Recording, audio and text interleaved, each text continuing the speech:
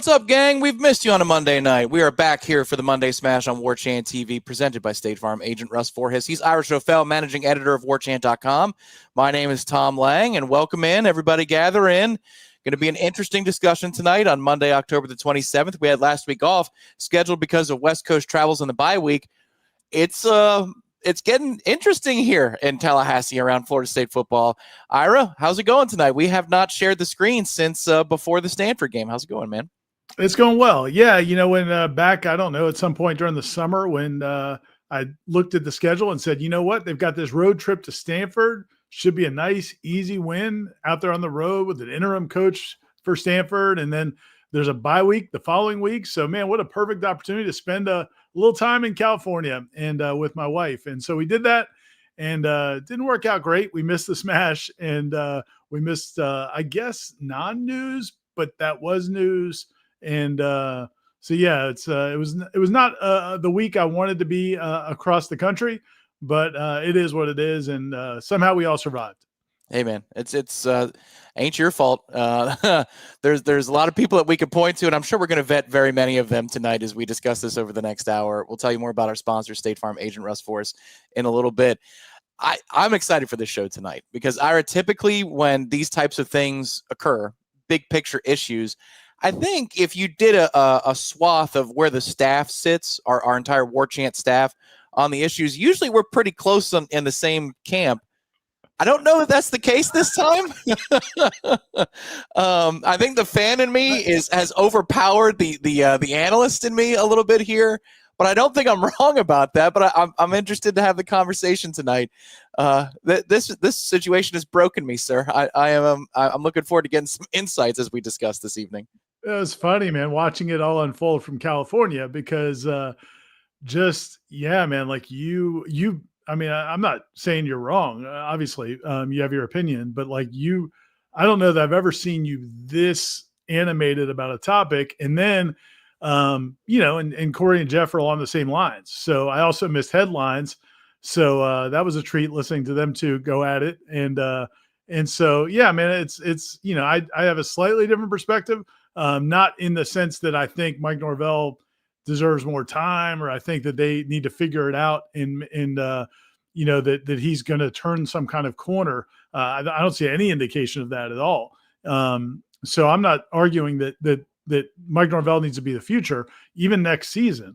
I guess, again, I'm more inclined to think, to look at it from a standpoint of what are you losing by taking a little more time and knowing what you're going to do, as opposed to rushing out and firing him and trying to, entering the great unknown. But I understand your guys' perspective too. And I understand where the fan base is for the most part. I mean, most fans feel like losing to Stanford as a 4-game losing streak, your 9th straight ACC loss, is certainly a fireable offense. And I don't think anybody would agree with that. I just look at it from the standpoint of if they feel like taking some time to figure out what they want to do is in their best interest, I'm inclined to side with Peter Collins and Richard McCullough. I think that their track record since they've been in charge is pretty strong. So I'm not as inclined to light up the pitchfork, or, light up the torch and grab the pitchfork. But man, it was entertaining to at times to see you guys go after it. Yeah, I think from my perspective, it's just, if you're going to fire him later, you might as well do it now, because it creates, and I know Corey wrote about this in his column. It was something I discussed on Monday's show with Jeff last week, which is just, you're setting up for a problem atmosphere Saturday night at Doak. And I understand what Coach Henshaw was talking about in the piece last week, where he was saying, I hope the fans understand that this is the time to rally around the team. It's a lot to ask from this fan base right now. I know that we could look at it from the high donor standpoint, Ira, that these same folks have been asked over and over again to break out the checkbook for different projects across different concentrations. I think also just the morale from the fan base standpoint, the patience that they've had, the understanding that they have had for Mike Norvell's situation in COVID, and then the snub and the portal. It's a 7:30 kick. It couldn't have been a noon kick on Saturday. It feels like there's a whole lot building. I'm hoping that it doesn't turn ugly, but for Billy Napier just a couple weeks ago, Mississippi State's kicking an extra point and the crowd is chanting and you can hear it and you feel cringe. I think we're setting up for just kind of an ugly atmosphere on Saturday. And I hope that's not the case. I hope Florida State, breaks out to a 10-0, 14-0 lead and everybody calms the hell down. If he's not going to be part of your future, what benefit is there to keeping him in the moment would be my question. And that's kind of where then the emotion kicks in on all that part. No, I hear you. And, as far as the environment, I mean, I read Corey's column. I think we'll survive whatever happens Saturday. I don't think it's going to be so terrible. The people in Gainesville are still breathing after they chanted fired Napier or whatever they fired Billy, whatever they chanted. So it's not ideal. I get it. And I understand the idea of trying to avoid it. But if there is a reason why they're trying to work through things behind the scenes, then I get it. And again, if they can't hire anybody this week anyway, if they can't hire anybody probably next week anyway, and trying to maneuver through this situation in any way they can, whether that's helping Mike Norvell, if they look at it and say, listen, man, maybe Mike Norvell can win a couple games here, maybe kind of rebuild his reputation a little bit, and maybe that helps him find his next landing place. I think that's a possibility. I think there's a possibility of, not likely, and I'm not expecting it, and I don't think that they maybe even want this at this moment. But if you did turn it around, that's a possibility where you don't have to pay $60 million. That would be beneficial. You'd rather not have to spend $70 or $80 million when you add in all the coordinators and the assistant coaches. And again, I don't know that there's a huge benefit. The big complaint I think a lot of people had initially was, well, James Franklin's out there. And you want to jump into that before other people can. And who are these other coaches out there that you could get in on? Well, I think they're doing that. I think Florida State's in the process of having those conversations, vetting those candidates, seeing what's out there while Mike Norvell is still doing his job and coaching this football team. So again, to me, I think, and if there is a way to, thread the needle of, maybe saving some money and also end up getting to where you want to get to, that's what you should try to do, especially because I don't think there's any great risk. Like you said, yeah, maybe it's an ugly atmosphere on Saturday, but I don't think there's a guarantee that that's going to happen. And if it does, I think you can survive it. So, and, if it gets so bad, then maybe that's why you do have to make the change next week. But, again, I don't know other than, just making people feel better, and that's valid. I get it, but I don't know that in the long term, that's going to be what's in your best interest. If there is a way to save money or, maneuver it a different way, then, I think it's worth pursuing that. If there's some kind of significant amount of money that you could save, and I understand what you're saying, a win accrued might mean a couple extra $100,000 on the next contract per year for Mike Norvell, which offsets the buyout. Like I could be here for that. Beyond helping people feel better about ripping the Band-Aid off, I just wonder about the efficiency of the operation as well at this point. I'd love to know about your experience at Stanford that particular night. It was obviously a late night for everybody involved. So I watched the wrap, and I've seen your columns on warchant.com. Everybody can head over there. Sign up right now. Good time to sign up because a lot of weird stuff's about to go down, I think, in the next 6 weeks to 2 months. It's just $1 over at warchant.com. But the sideline stuff that you saw and then the feeling in the post-game press conference, I mean, it was stick a fork in him and he's done is what it felt like. But that's just what we see when we watch it. What did it feel like being there and seeing it with your own eyes? Yeah, there's nothing about that entire day. And I think when I came out at halftime with you and Gene, I think I said that I thought the pregame atmosphere was bad. And Mike Norvell in his postgame press conference mentioned energy at one point, but then when I asked him about it, he kind of backed off that and said that that's not what he was trying to say, that they didn't, he didn't think they were not prepared to play. But watching them on the sideline, watching them in pregame warmups, it felt to me very flat. But then again, like, this is where these last few weeks have been very fascinating to me, and Mike Norvell talked about it some today. You had I feel like the Virginia game was some overconfidence. I feel like they went into that game thinking that they were the team that beat Alabama.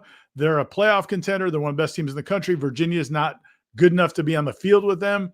And I think that's how they approached that game. They lost. I thought the Pitt game, they just looked so hesitant, reluctant. And Norvell talked about that today. He said that was a game he thought they were afraid to make mistakes.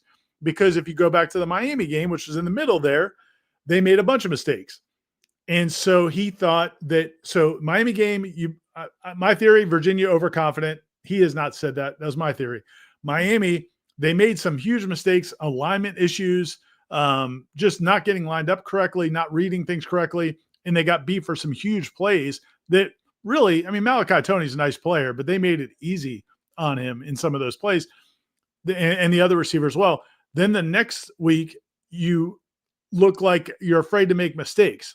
We talked about defensively that, there's no way they scheme them to not only play 3 high safeties, but then also have the linebackers dropping back 20, 25 yards in coverage to where there's just this gaping holes underneath, either for the quarterback to run or for, the underneath passes. So that game, it looked like they were afraid to make mistakes. They get called out in that game by Pat Narduzzi for talking trash before the game and showing their butts or whatever. And then you go 1 week later, Stanford, and I thought they looked very flat in pregame. I don't know this, but maybe it's a situation where the coaching staff got onto them for running their mouths in pregame and then losing. And then maybe the players said, okay, we're not going to run our mouths again. So now they come out and they're just being kind of going through the motions. Well, they looked really flat. Then you go into the game and Norvell thinks guys were trying to do too much, which is what led to the penalties. Well, maybe that was because the week before they were too hesitant. My point with all this is they're, because this team has kind of lost its way, there's nothing grounding them. Like there's nothing that they feel good about. I don't think, even offensively, the coaching staff is going to point to the yards and stats. Norvell talked about today, said they're one of the best offenses in the country. I have not seen one of the best offenses in the country in any of these last few weeks. There's not any time in these last few weeks where I felt like this was one of the best offenses in college football. In fact, I thought a lot of these points, especially in the Miami game and even maybe in the Pitt game, were kind of just sandlot football. It wasn't like the real offense making plays. So I don't think they have anything they can hang their hat on, and they're just kind of floundering. And I think maybe they don't believe in the coaching staff right now, and the coaching staff's not connecting with them. So all of that's kind of spiraling. So that's my theory on what's going on. But yeah, you saw it in everything in the game at Stanford. And I don't know if it came across on TV, but I thought it was very apparent during the game. And I think it was, apparent in the way Mike Norvell talked afterwards. So yeah, man, I'm not predicting they're going to turn it around. And I'm not suggesting that Mike Norvell deserves more time. But I also, again, I trust, I just do. I just trust Peter Collins and Richard McCullough based on what they've been doing over the last few years leading this program, that they have a reason for what they're doing. Yeah, it's all understandable. The moving target of it all is, you're trying to offset. You can even think about it the way that Tony White has defended teams. Like, Virginia was able to run on them. Virginia was able to yards after contact them to death. So he knows he's going to stop the run against Miami. All right, well, then you're going to give up stuff over the top. It's just, it's whack-a-mole almost. It's kind of a whack-a-mole thing week to week, and that could be from the emotional standpoint as well. The hard part is for me, this is where the fan is. This is where the fan stands on it. It's Stanford, man. And you lost to Stanford. And that you were looking for an indication that you're going out to the West Coast, and here's your moment that your players rally around you. And there's a statement of, okay, we're cratering a little bit here, but this is more like 2022 than it is something different. And so we're going to stop the bleeding here. We're going to set the course in the bye week for a nice little bounce back, and we'll achieve the things that we wanted to achieve, 8 wins, whatever it is. All right, now the ship has been steadied. But then the way they played on top of the final score itself, you just go, well, man, you're sending me the exact opposite messages that you're done. And you kind of want to be done. Totally undisciplined. I thought the thing with Edwin Joseph, and I guess TV caught it too, but I was watching it through the binoculars at the time, but that whole situation was awful. And I think and awful because I'm still curious how it all played out, because Edwin Joseph is basically kind of dismissing Norvell coming off the field. And then again, when Norvell's yelling at him on the bench after, and I haven't written this or even talked about it, but here we are. When they go back, when the defense goes back on the field later, when the defense goes to huddle to go back on the field later, Edwin Joseph does not have his helmet. He comes off the bench without his helmet because I think he's been told by Norvell, "You're done. I'm done with you." Well, then Evan Cooper, the safeties coach, goes over and talks to him, and Edwin goes and gets his helmet, and then goes back in the game. Now, I don't know, did Norvell go to Evan Cooper and say to him, "Hey, if you need him, play him"? Or did Evan Cooper come to Norvell and say, "Hey, the kids feel sorry. We need him. Can he play?" I don't know what happened in between there. I would love to know what happened in between there. But I'll be honest with you, man, he shouldn't have played. I mean, he just shouldn't have played. He certainly shouldn't have played that next series. And they've got, every player's situation's differently. And I know you don't want to hurt the team. If he's your best player, you don't want to hurt the team. But, man, I feel like the reason you brought in, to me, the biggest complaint I had about Adam Fuller and the biggest reason I was excited to see Tony White and this staff come in was because I didn't feel like the players respected Adam Fuller last year. And I saw things in practice that told me they didn't respect him. And so now you come in this year and you have this new staff, and I thought that would be the big benefit. I was way more excited, enthused about that aspect than I was about the schemes or anything else. I just wanted to see players respect their coaching staff and play hard for them. If I'm an assistant coach, and again, it's easy for me to say my career's on the line, but man, I would defend the head coach there and say, look, I'm not putting him back in because you can't treat the head coach like that. But they did. So there's so many things in that. There was another situation with another player getting into it with another position coach that I haven't really talked about. It wasn't a big deal, but it was just stuff going on. And then the undisciplined play. Yeah, there was nothing during those 3 hours in California that watching them in person where I thought, okay, this is something that needs to continue. So I'm with you on all that. Mm-hmm. I'm just saying, I think there's probably a reason why that they didn't want to pull the trigger right away. Yeah, I can, and that's where there are decisions made at different levels. It's just, if you're looking for the burden of firing to be established, here stack these things together. As we were watching that game, because we did the watch along, I was like, man, I made Gene a little bit uncomfortable. I was talking about it in the first half. I said, man, if it doesn't change from here, he's done. Like, this is below that threshold, that Mendoza line of acceptable. And it was special teams and it was penalties across the board. But of course it was special teams, because of course it had to be. And it felt so poetically like the final nail, which was the thing you wish to define yourself on in special teams in your introductory press conference is going to be the thing that sees you out the door. And it was Stanford and it was backups. And to your point, Ira, if you're going to leave him out of the game, it's Stanford. You don't have anybody that could line up and play as a role, any role in the secondary at all as a backup who can stop Stanford. I mean, I'm sure you could probably find somebody even on this roster, which doesn't have a ton of talent relative to the top 20, 15, 10 teams in the country. I'm sure you could find somebody who could fulfill that role. I guess what my frustration is if, let's just say that we live in the existence we have over the next 6 weeks is they do relieve Mike Norvell after the Wake game or the Clemson game. Like, was that really the straw that broke the camel's back? Was the Wake result or the Clemson result? It feels like the Stanford game was the one that was the moment that we kind of all knew the drill. And if he's not a part of the future plans, then I feel like we're kind of dragging our feet through here, and he's got to run through that tunnel and stand on that sideline. And I don't know if the locker room benefits from that. You know what I mean? Like, I wonder, morale-wise, hierarchy-wise, sideline interactions-wise, that would be my on-the-ground concerns. I understand they're looking at a balance sheet and not the on-the-ground side, but it's got to matter to some degree, I would think. But even, listen, man, I'm not sure that removing him from the sideline is going to make this team rally together by any stretch, because who's the interim head coach? I mean, I think a lot of people assume it's Gus Malzahn. Well, Gus Malzahn has made it very clear in every press conference he's had that he doesn't really care about anything other than the offense. I mean, it's in his words. Every time he's asked about this team, he clarifies, "You talking about the offense? I'm just the offensive coordinator. We just talking about the offense here." So is that your interim head coach? I don't know. I'm not saying he can't be, but I don't know if he has any relationship at all with the rest of that team. And he's not been known as a guy that's got a great relationship in his career with other coaches and maybe sometimes players. So I don't know that he's a guy that they're going to rally around.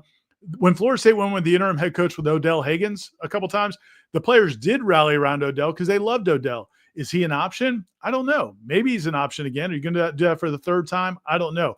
To me, I don't think Tony White's an option at all, the way that side of the ball is playing. And he hasn't given us any reason to think he's able to take on more of a role than what he's doing right now as defensive coordinator. So Rick Stockstill, maybe it could be he's on the staff. He's a former head coach at Middle Tennessee for a long time. Maybe he could be a guy. Maybe he's got those kinds of relationships.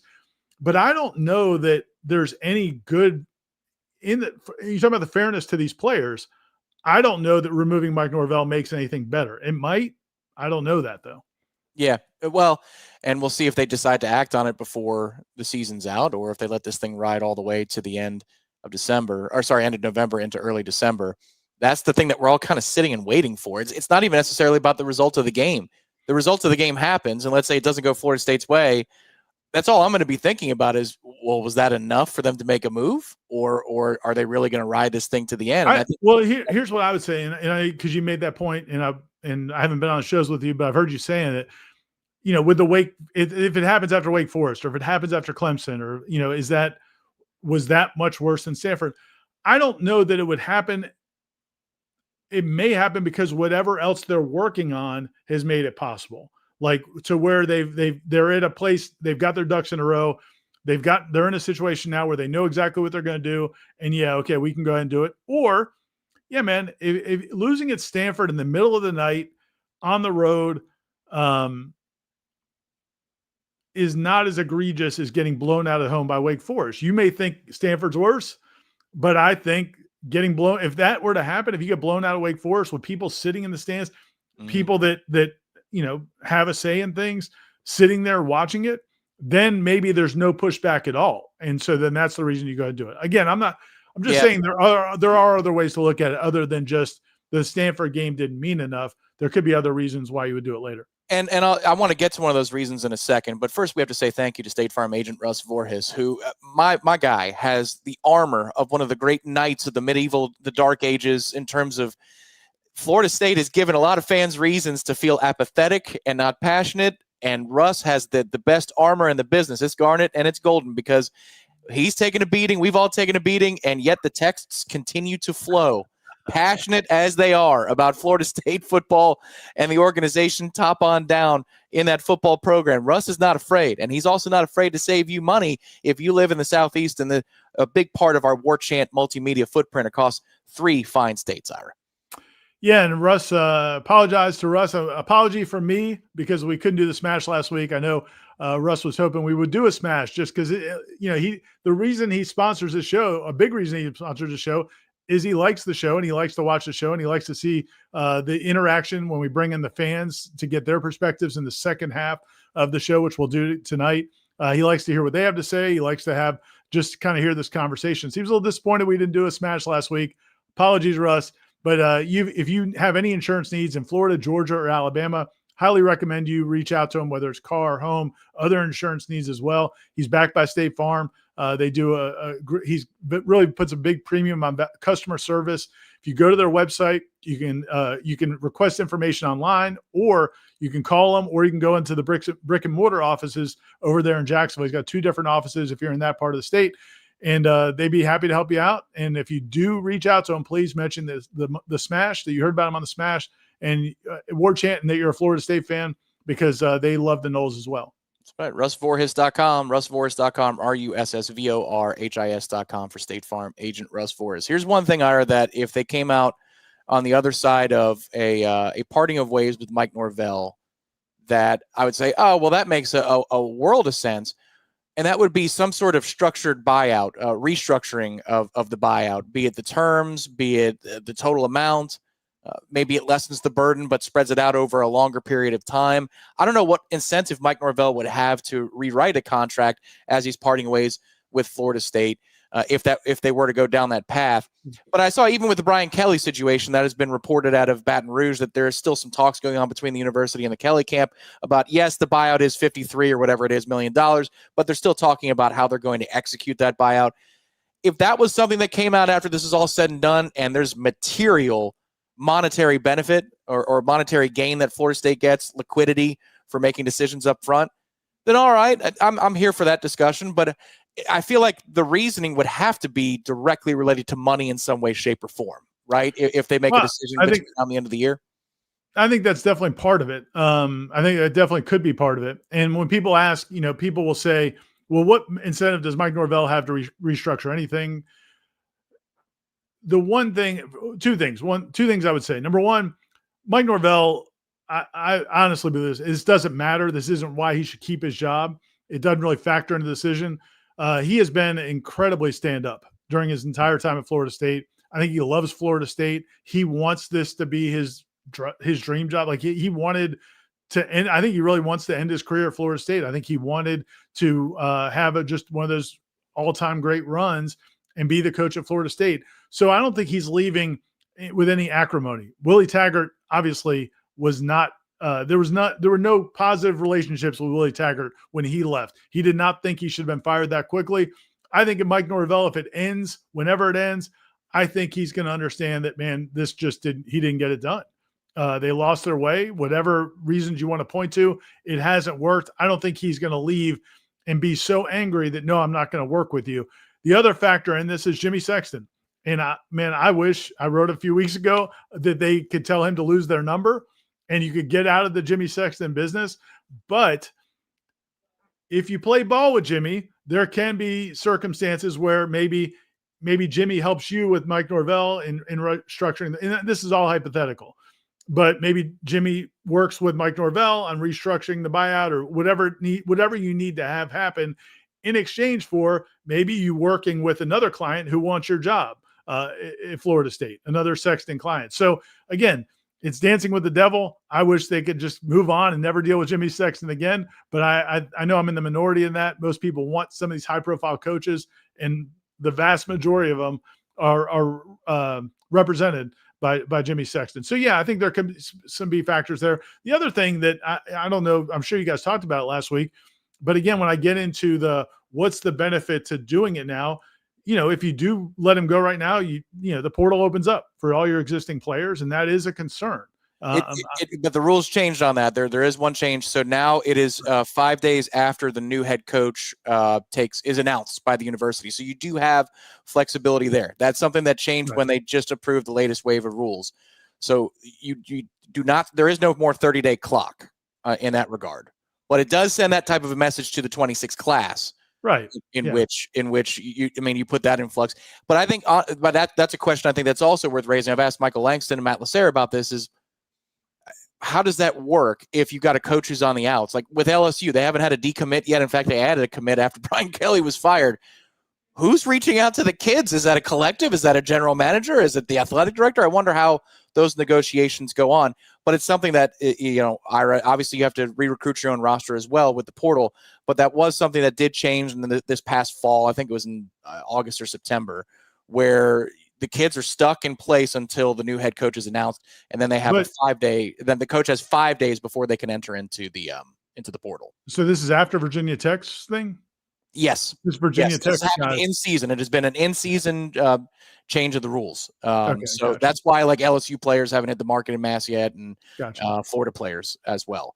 But you whether it's officially going in the portal or not, that's a question. And then as far as the recruits go, I think that's probably a wash. I think there are some guys who some of these recruits are committed to Mike Norvell. Some of them are committed to the revenue share numbers that they've been told and the opportunity to play at Florida State. Mm-hmm. So I don't know that it's as fluid from that standpoint. But yeah, whoever the new coach is, when you make that hire, they're going to have a say in who they sign. They could ostensibly come in and cut some of these guys loose. Clearly, the evaluations haven't been great under Mike Norvell and this staff. But the other thing you mentioned, and you talked about the way the defense got pushed around. This is 10, 15 minutes ago now. But talked about the way the defense got pushed around in some of these games. I think, and I talked about this a little bit with Jeff today on your guys' show. I think everything about this football program has to be reevaluated.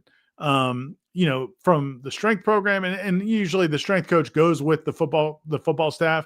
But this does not look like a strong football team. Now, a lot of these guys have not been in Coach Storm's program very, very long. You got a lot of guys who just transferred in this year, including some of these guys who transferred in at the end of the spring. But I think when you look at the strength and conditioning program for Florida State over the last 10 years, you would not say it's one of the better ones in college football. When you look at the recruiting at Florida State over the last 10 years, not been among the best in college football. When you look at the play on the field, it has not been so. And that's over 3 different coaching staffs. So to me, I think from a fundamental standpoint of how you run a football program, especially in this world, nobody, because all these changes happened with NIL, then revenue sharing, the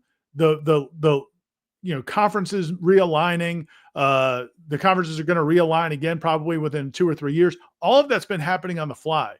I really think, man, Florida State, if you've got a chance right now to really, really look at to define how you want your football program to be run and how you want to operate it, and then not just hire a head football coach and let them come in and make all the decisions and you just write the check. You kind of work with the football coach on a blueprint for success like a company would. I think that's the way to go. And I hope whatever comes of this, whatever they end up doing here, when they do make that change, that's something I think is really huge. I think the administration, whether it's a general manager, whether it's a vice president of the school, whatever it is, somebody that represents a school needs to be part of these conversations and building the blueprint of what Florida State football is going to be, not just hiring a coach and letting him do whatever the hell he wants to do. This is something we totally agree on, and I want to touch on in 15 seconds after this word from our sponsor, tonight's Monday Smash, State Farm agent Russ Voris.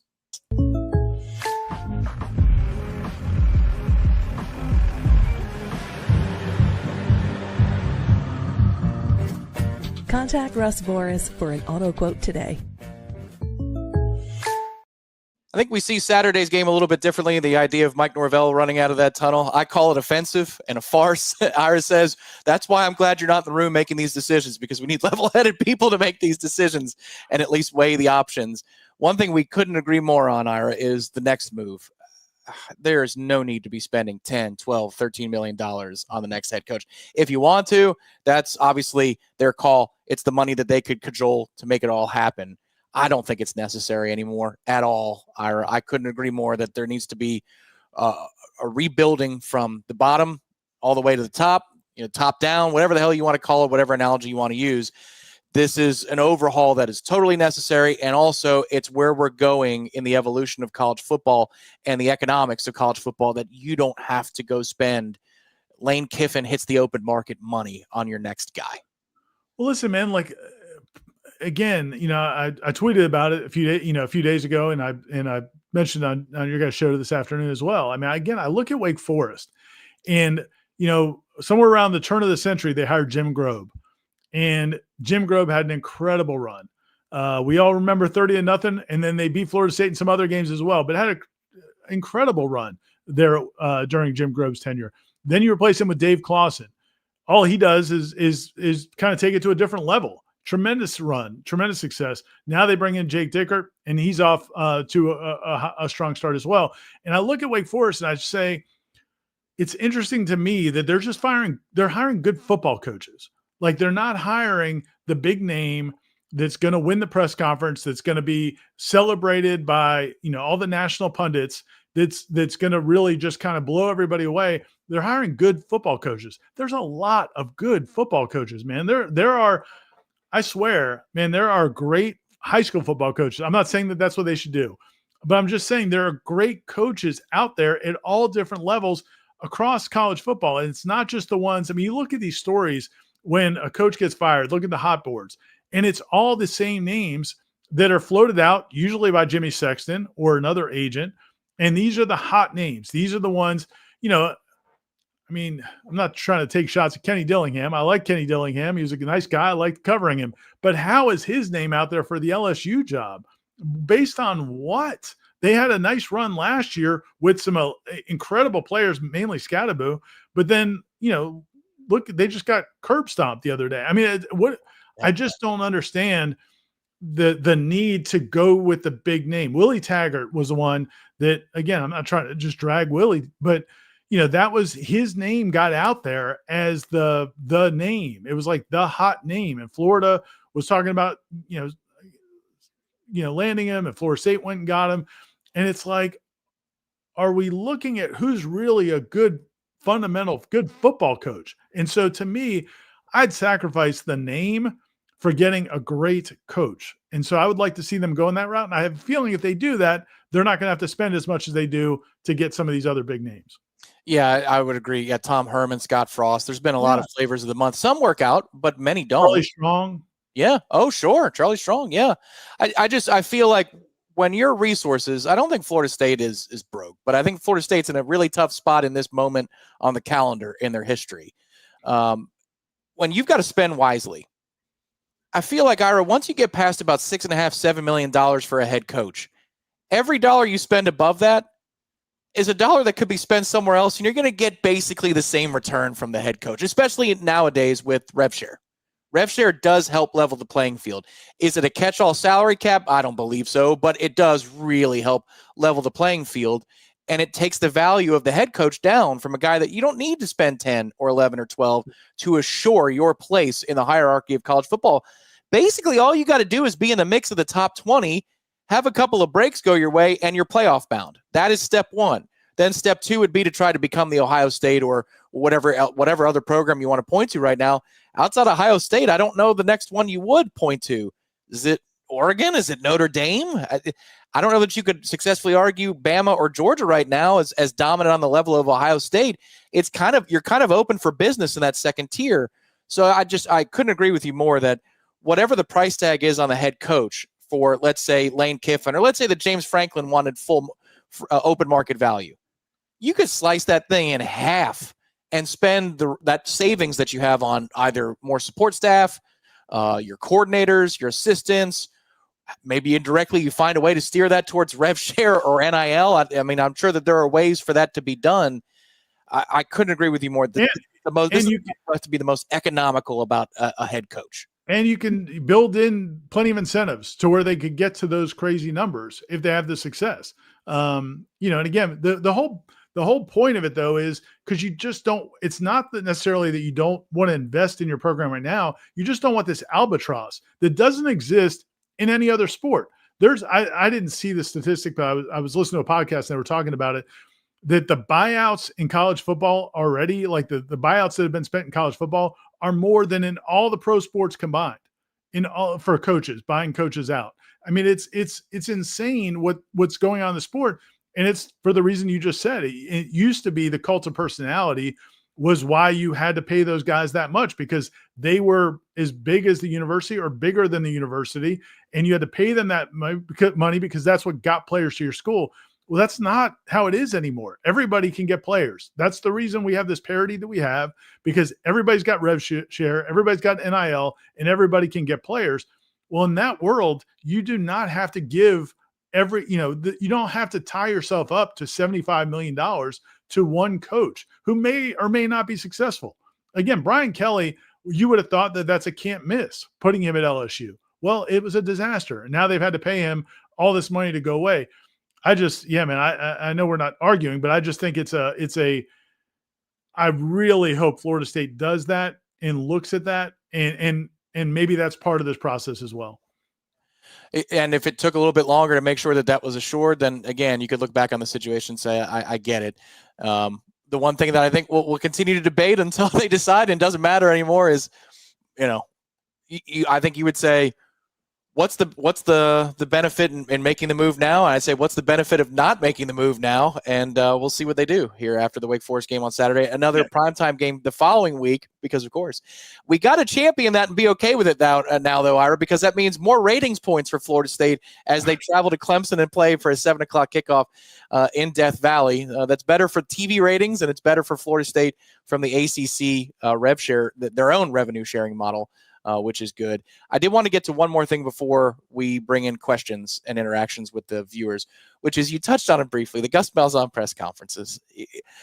People might know you as somebody who likes a good press conference. If they don't, then they need to find Coach Speak and listen to your commentary there. But even on your own time, you love a good press conference. Yeah.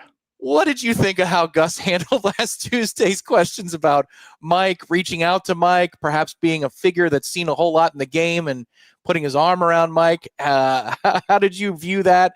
And what are your thoughts on how Gus handled that situation? Yeah, man, I think it's pretty on brand, for who Gus Malzahn is. And I'm not, it sounds like I'm taking a shot at him. I just don't think that that's how his mind operates. I mean, he's not going to put on airs to tell people what he thinks they want to hear. And again, you look at Mike Norvell, that is Mike Norvell. Mike Norvell is going to, when you ask Mike Norvell a question, he's not only thinking about what he wants to say, he's thinking about how the players are going to hear it. He's thinking about how the fans are going to hear it. He's thinking about how other media, other coaches are going to hear it. And so I think that's why sometimes people get mad about his answers being not as concise, or that he's not saying anything. I think he gets so concerned about making sure that he's not offending anybody. And it's that a lot of times the message is lost and it comes across as inauthentic. Gus is authentic, man. Like, for better or worse. I mean, he does not care what we think in the media. He doesn't care what other, Did we lose your audio, Ira? Uh-oh. Director Nick, give me a thumbs up. Did we lose Ira's audio, or was that just me? We did? Okay. Ira, I don't know if yes.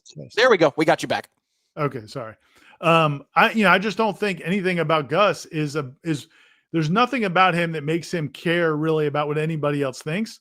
So that's who he is, man. He's focused on putting points on the board. That's the job he took. If he wanted to be a head coach and worry about everything else, he would have stayed being a head coach. So I was not surprised by that at all. I don't think it's warm and fuzzy. If I'm Mike Norvell, I don't think that that's warm and fuzzy, but it doesn't surprise me at all. No, that's he agreeing with Marshawn Lynch. I'm just here so I don't get fined. That was his approach.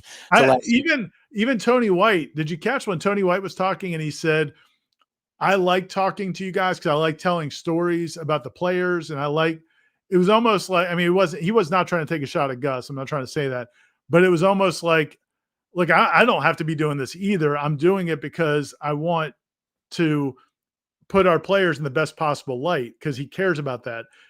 The other coordinator, I don't know. I mean, he'll give comments about players, but if he didn't have to come do those interviews, I don't think he would. Have you talked to Mike? No, I'm the offensive coordinator. Like, well, seems to me the head coach would talk to the offensive coordinator or vice versa at some point. If they did, I mean, I just don't think he would say it. I mean, I just think that, he's not, again, like, anybody in that situation would think about, okay, you guys are going to write about this, and I want to be presented in the right way. Even if I haven't spent a lot of time talking to Mike about it, maybe I would say I have, and I'm concerned about that. Would be the thing most people would say, because they would be concerned about it.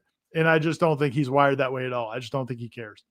Okay. Last thing, inside baseball question here a little bit. Would you have allowed the coordinators to speak before Mike after everything that went down, or would you have found 10 minutes to throw Mike in ahead of the coordinators just so he had the first word? Because it does put Gus and Tony in a weird spot on a Tuesday that they're the first people to speak after the statement comes out from the athletic director.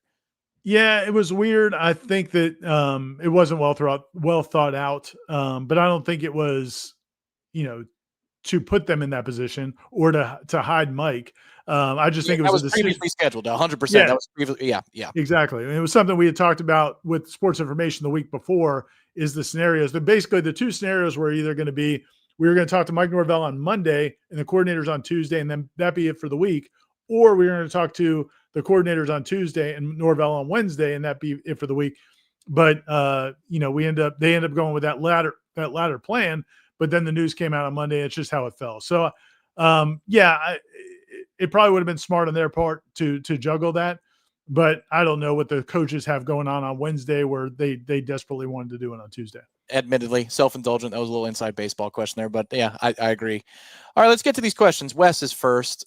Wes, Tom and Ira, the Bluebirds are going to come out loud Saturday night. Do you think they omit the player intros and coach, or just do players?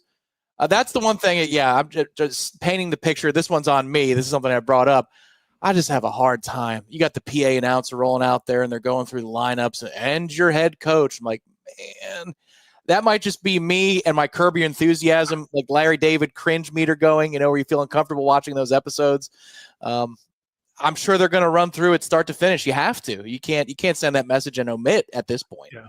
No, so I think they'll do it. And I don't, so the team's not out there when they do that. So for people that haven't been to a game in person, the team goes through their warm-ups. They go into the locker room for one last talk with Mike Norvell. That's when they make those announcements.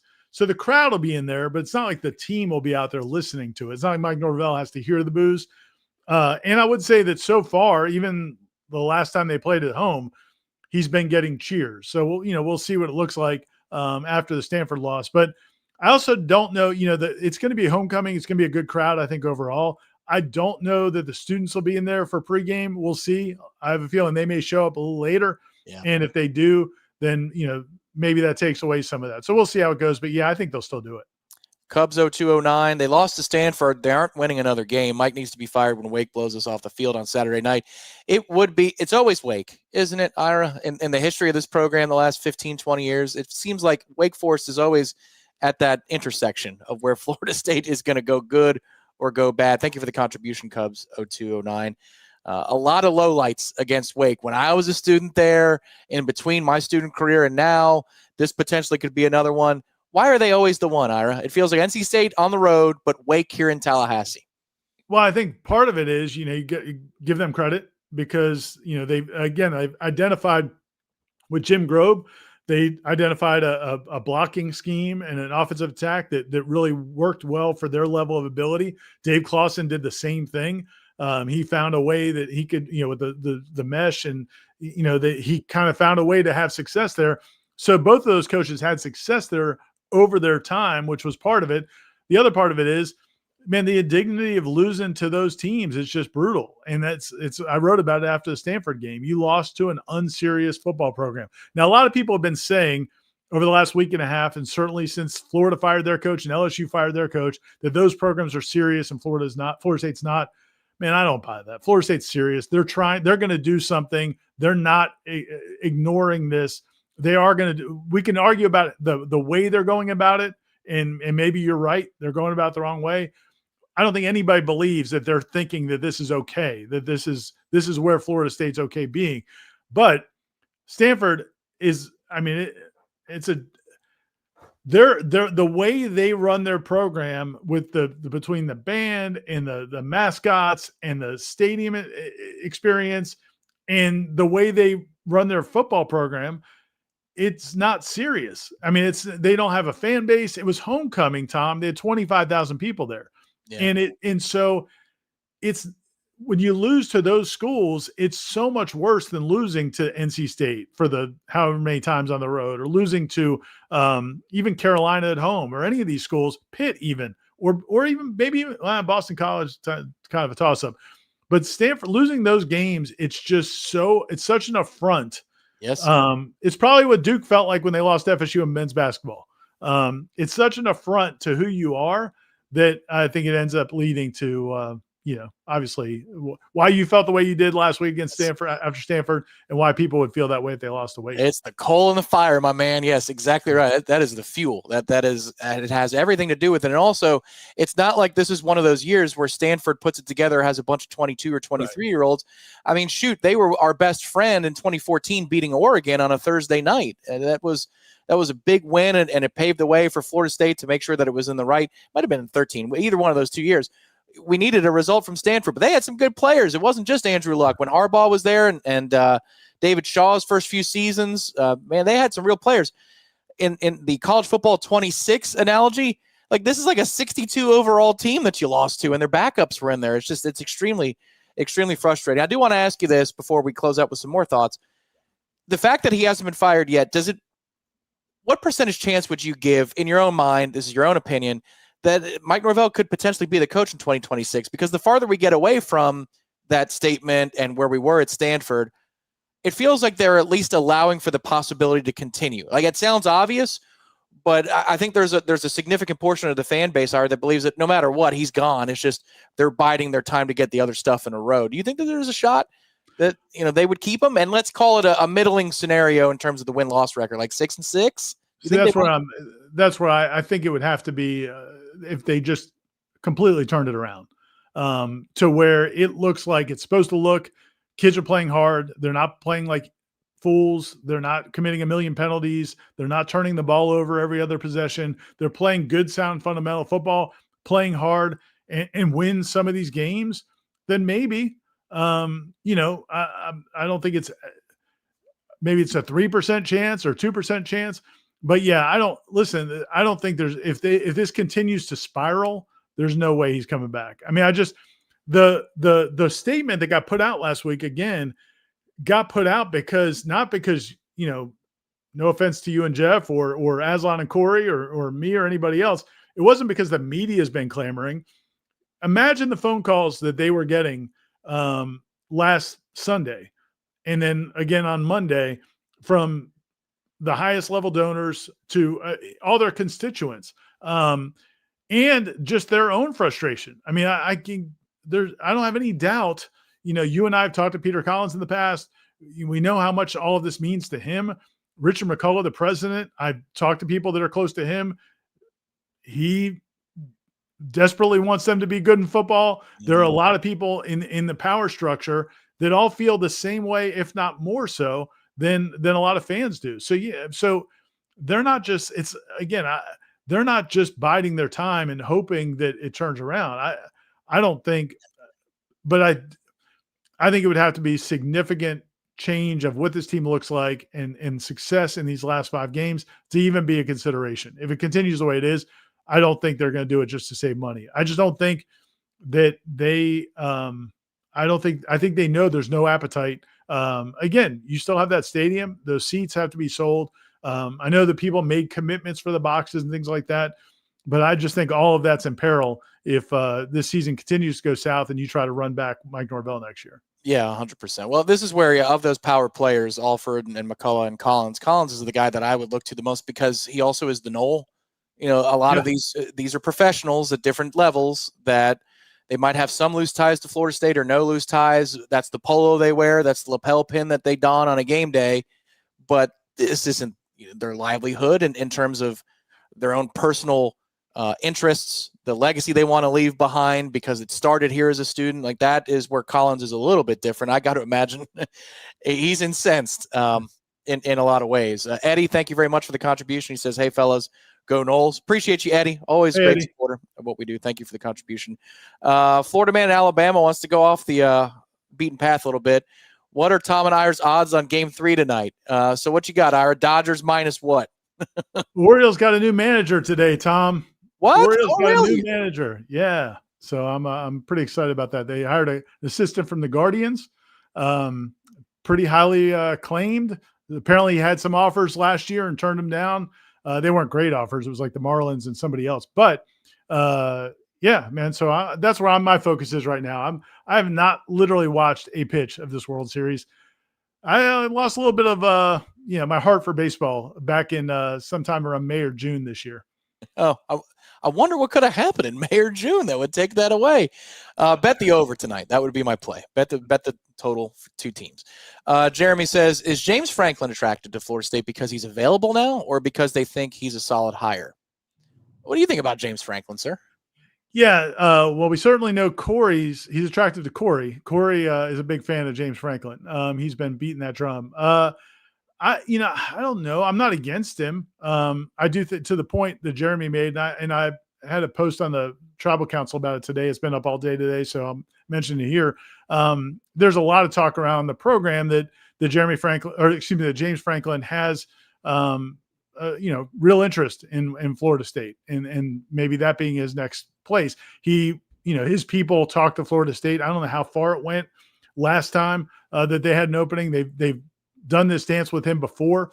I believe he's, sees Florida State as a very attractive job. I don't know how many other better jobs he's going to be in the running for. Florida seems determined to get or to try to get Lane Kiffin. I don't know if that's going to work out for them or not.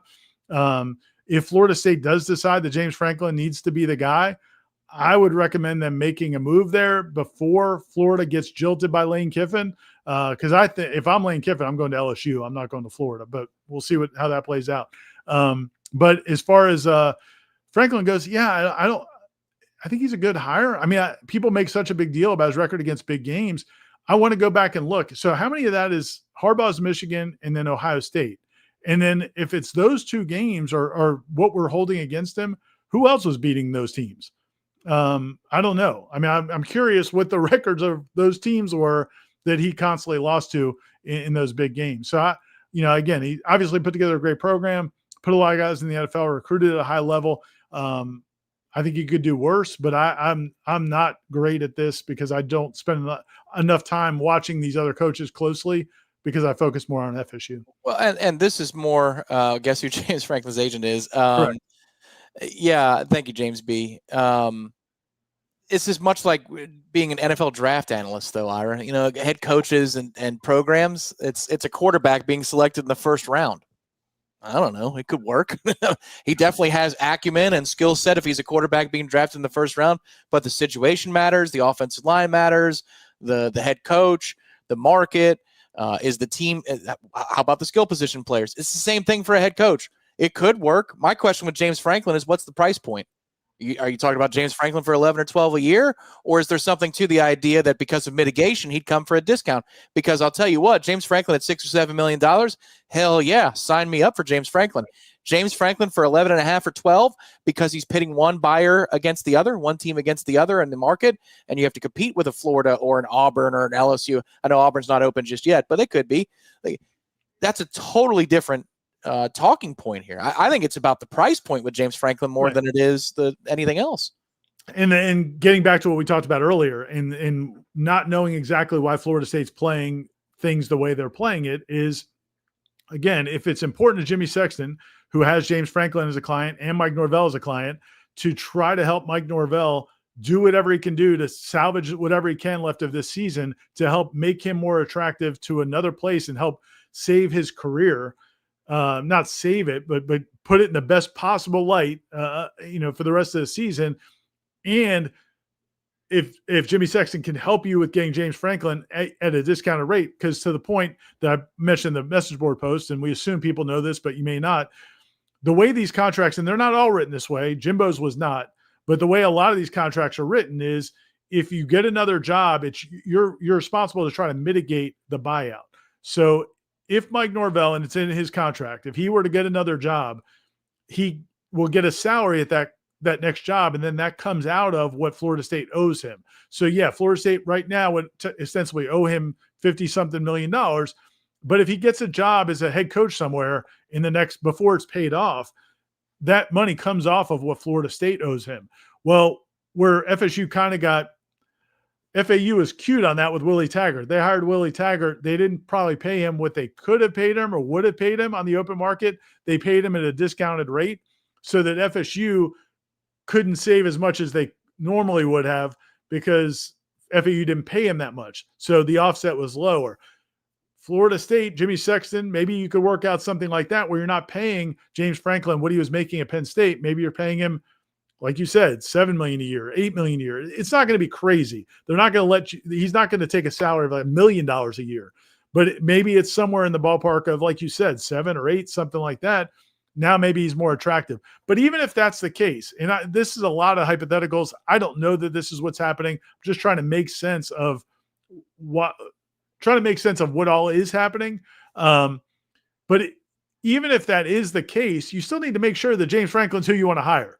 Like that is, to me, if you look back at the end of last season, the decision, I'm writing about this actually for tomorrow, just the whole CEO role in the plan they made to bring in Gus Malzahn and Tony White to try to fix this thing in the short term, give Mike Norvell a chance to reset and make this run this year.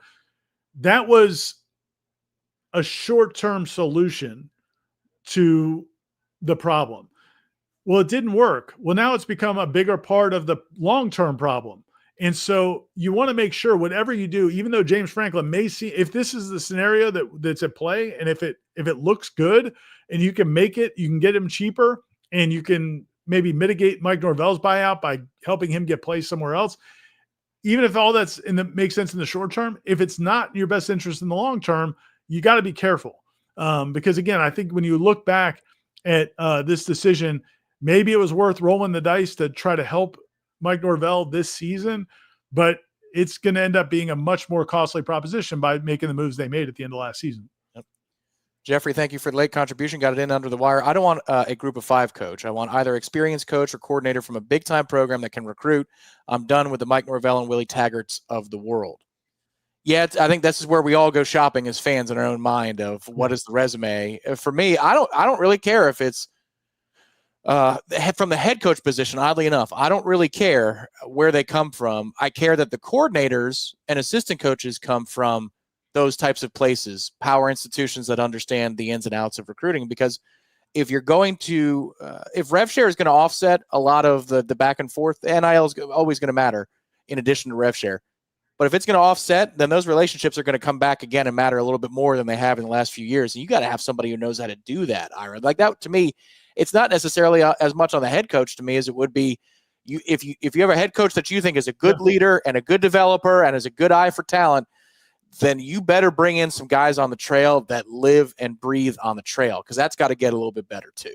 Yeah, man, it's all of this. That's the point. I mean, that's the point. I think we talked about this earlier, is all of this needs to be really thought about and constructed in the right way. Again, look at, Major League Baseball. And I'm not saying that this is the blueprint that, that college football needs to go in, but you hire a manager, and a lot of times the GM or the vice president of operations, whatever the title is, from that's over that hires the manager in Major League Baseball, a lot of times they hire the hitting instructors.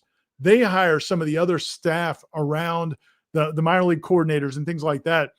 For whatever reason, college football is, not saying the only sport, but in college football, they hire these head coaches and then they just run the world. Like they decide everything in terms of what all the different support staff looks like, how many support staff you need, what the recruiting staff is going to look like.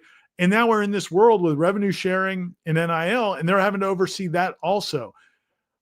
There's no evidence to say that works and that makes any sense. And so if you're Ohio State or Georgia, where you've got a situation rolling right now and you feel good about it, I get it.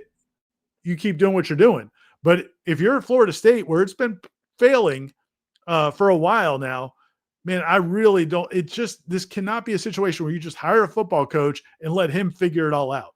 Then they have to, from strength and conditioning to training to recruiting to budgeting to NIL to expenses to everything, that needs to be more consolidated and not just at the whim of whatever head coach you hire, because a lot of times these head coaches might be, as they said, the hotshot coordinator who we don't know how they're going to run a program, or a lower level head coach who's never been on this level. So, man, there's just so many risks that I really think the university needs to take more of an ownership. Yeah, it feels like almost the way that you build the program is not from a ladder, but from a Venn diagram, several Venn diagrams, right? Where it's not about here's your person and they dictate everything top to bottom. You can evaluate the GM differently than you can evaluate the head coach, which is different than you can evaluate the coordinators. It would be a professional way to look at things. And it's changing so fast, but we totally agree on this is probably the way to think about these things moving forward. Houston, final question of the night. Thank you to everybody for the contributions in the chat. We very much appreciated being here on Warchant TV. Make sure you hit the thumbs up button. What do you think of Mike's overall demeanor the last few weeks? He seems increasingly frantic and nervous looking on the sidelines and then also in interviews. Well, Ira, you've been in the room with him. None of us have.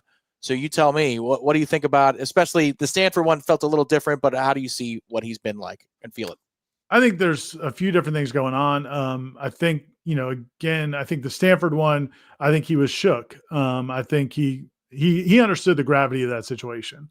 He knew that was a loss you can't have, no matter what led to it. And he even said that, no matter what the circumstances, travel, anything else, that's a game Florida State football can't lose.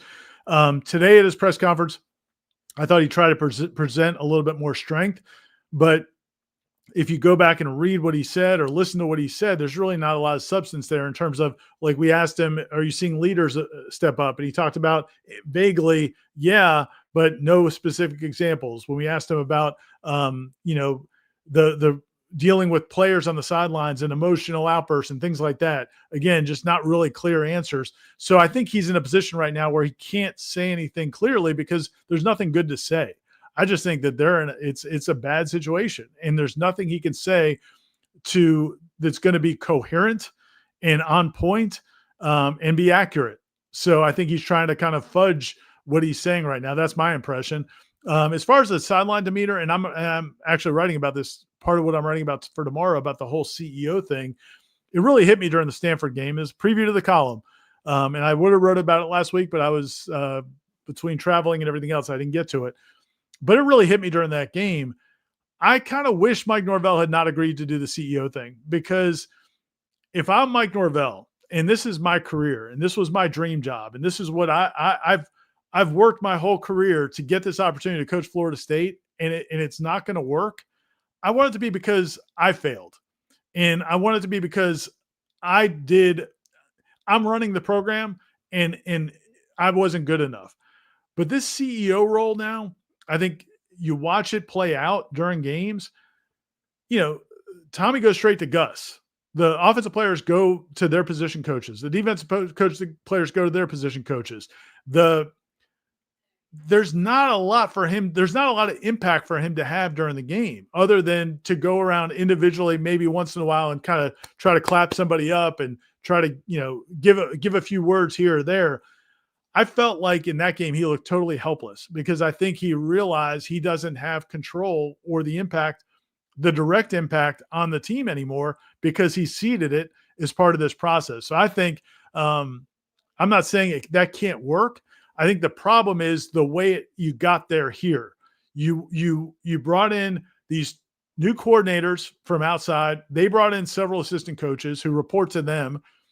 You've got a few holdovers. You've got a few new guys. You've got these new coordinators who have control of their sides of the ball.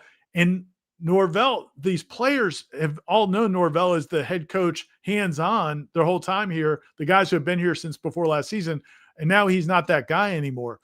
It just, to me, I'm not saying that that's why things have gone poorly. I just kind of, if I'm Mike Norvell, I might be wondering, maybe I shouldn't have done that, because I don't know how much an impact he can have right now in these games. And, so I think you're seeing some of that. I don't think he knows how to impact this team, and clearly they need something.